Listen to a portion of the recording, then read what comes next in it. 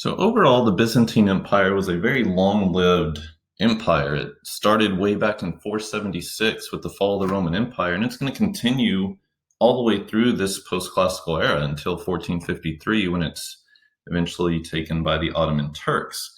But in the last 4 to 5 centuries, they began to experience a wide variety of both internal problems and external pressures that are going to lead to their decline. One of these growing problems were social issues. You had the growing power of these military generals and local aristocrats that began to weaken the strong centralized government that the Byzantine Empire was known for.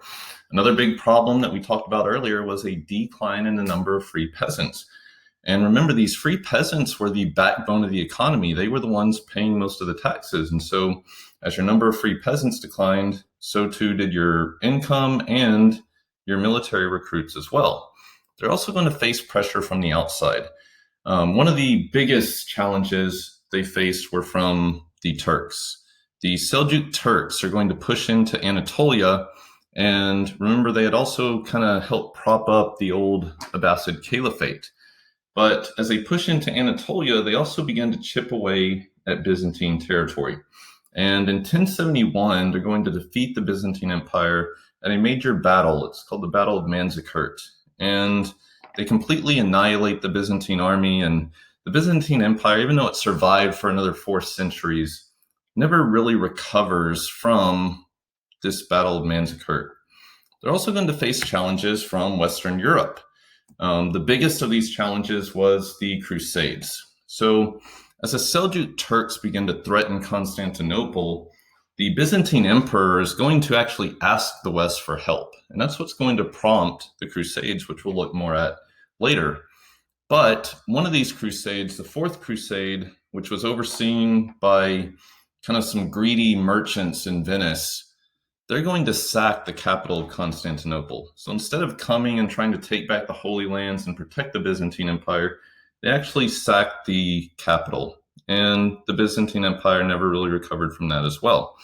And so the Byzantine Empire continues for the next couple centuries, but in a much weakened state. And they're finally going to fall to Turkish invaders in 1453. And so there's your outside threats. You have the Crusaders coming from Western Europe and ultimately sacking Constantinople here. Then you have the Seljuk Turks who are going to push into Anatolia, which is modern day Turkey here, and they begin to chip away at the Byzantine Empire as well. So the rise of Russia. Russia was originally inhabited by groups of Slavic peoples that move into that region, and they intermix with inhabitants who were already there and begin to kind of establish themselves there. Well, later, groups from Scandinavia began to arrive, and they used the river systems that ran throughout Russia to reach the interior parts of Russia. And as these Scandinavians, the Vikings, began to push into the interior parts of Russia, they established trade relationships and traded their furs for luxury goods from the Byzantine Empire and from the Arab world as well. And it's these Scandinavians that are going to establish the first state in Russia. It was founded by a man named Rurik, and he's going to establish Kievan Rus, and the capital would be built at Kiev, which is already a major trading point. So Prince Vladimir is going to convert to Eastern Orthodox Christianity. And he had kind of a decision on which of these religions he was going to adopt. He had a choice between a wide variety, but the key ones were Catholicism, Eastern Orthodoxy, and Islam. And when looking at these religions, he ultimately chooses Eastern Orthodox Christianity. He rejects Catholicism because he didn't want to be under the influence of the Pope. He wanted the religion to help kind of solidify his power. And he rejects Islam supposedly because he didn't want to give up alcohol. He wanted to continue to be able to drink. And so for those reasons, and really probably the biggest influencing factor was the fact that they were right there next to the Byzantine Empire, he chooses Eastern Orthodox Christianity.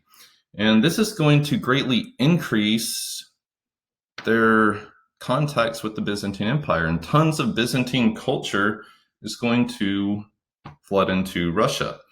And Byzantine art and architecture is going to dominate the capital at Kiev, and it's going to lead to an increase in literacy rates across Russia as well. And so Kiev becomes the center of Russian society. And the princes adopt similar practices to the Byzantine emperor, at least they try to.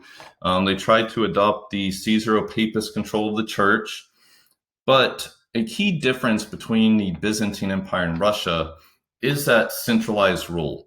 Kievan rule was very decentralized, and you had a lot of regional princes and boyars, which boyars are just your Russian nobles, who kind of had a lot of local autonomy.